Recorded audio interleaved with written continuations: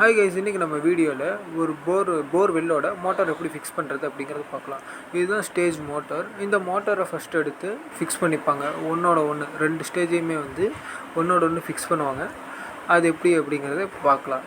Motor இப்போ remove பண்ணி அதோட வயர்ஸை ஜாயின் பண்ணுறோம். வயர்ஸை ஜாயின் பண்ணி அதுக்கான இன்சுலேஷன் டேப்பு, வாட்டர் டேப்ஸ்லாம் யூஸ் பண்ணி தண்ணி உள்ளே போகாத அளவுக்கு அந்த வயர்ஸை நல்லா ஜாயின் பண்ணணும். வயருக்குள்ளே தண்ணி போய் ஷார்ட் ஆச்சுன்னா மோட்டரே ஸ்பாயில் ஆகிடும். ஸோ அது நடக்காத மாதிரி நம்ம தெளிவாக வயர்ஸை வாட்டர் ரெசிஸ்டண்ட் டேப்ஸ் வச்சு தான் நம்ம ஃபிக்ஸ் பண்ணணும். இப்படி ஃபிக்ஸ் பண்ணதுக்கப்புறமா அடிஷ்னலாக இருக்கக்கூடிய இன்னொரு ஸ்டேஜ் எடுத்து அதில் ஃபிக்ஸ் பண்ணிடணும். ஃபிக்ஸ் பண்ண அப்புறமா நம்ம அந்த இடத்துல ஒரு ஆங்கர் அடிக்கணும். எதுக்காக அப்படின்னு பார்த்தோம்னா, மோட்டரோட வெயிட்டுக்கு அது தண்ணிக்குள்ளே விழுந்துடாமல் இருக்கிறதுக்கு. அதாவது நீங்கள் எப்போவுமே போர் போடுறதோட கம்மியான ஹைட்டுக்கு தான் உள்ள மோட்டரை இருக்குவீங்க.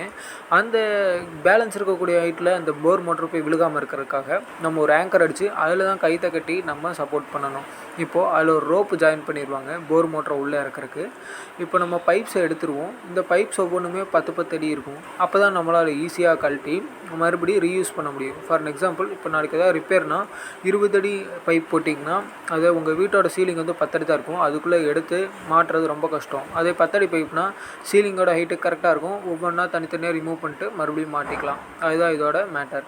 இப்போது ஒவ்வொரு பைப்பாக ஜாயின் பண்ணுறாங்க. பைப்பை ஜாயின் பண்ணுறதுக்கு முன்னாடி த்ரெட்டை தண்ணியில் நினச்சி அதுக்கப்புறம் தான் ஜாயின் பண்ணுவாங்க. அப்போ தான் ஃப்ரீயாக உள்ளே போகும்.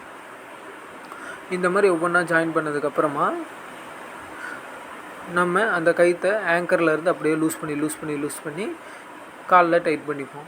அப்போ தான் நமக்கு அந்த மோட்ரு கால் ஸ்லிப் ஆனாலுமே, ஆங்கரை விட்டு ஸ்லிப் ஆனாலுமே நம்மளை விட்டு மிஸ் ஆகாது. ஸோ இந்த மாதிரி பண்ணி எல்லாம் மாட்டினதுக்கப்புறம் மேலே ஒரு கிளாம்ப் போர்டு மட்டும் இந்த மாதிரி பைப் மாட்டிடுவாங்க. அதுக்கப்புறம் எம்சிபியில் இந்த மாதிரி ஒரு கண்ட்ரோல் பேனல் மாட்டுவாங்க. கண்ட்ரோல் பேனல் ஃபிக்ஸ் பண்ணி க்ரீன் பட்டனை ப்ரெஸ் பண்ணோம்னா நமக்கு மோட்டரில் இருந்து தண்ணி இந்த மாதிரி வந்துடும்.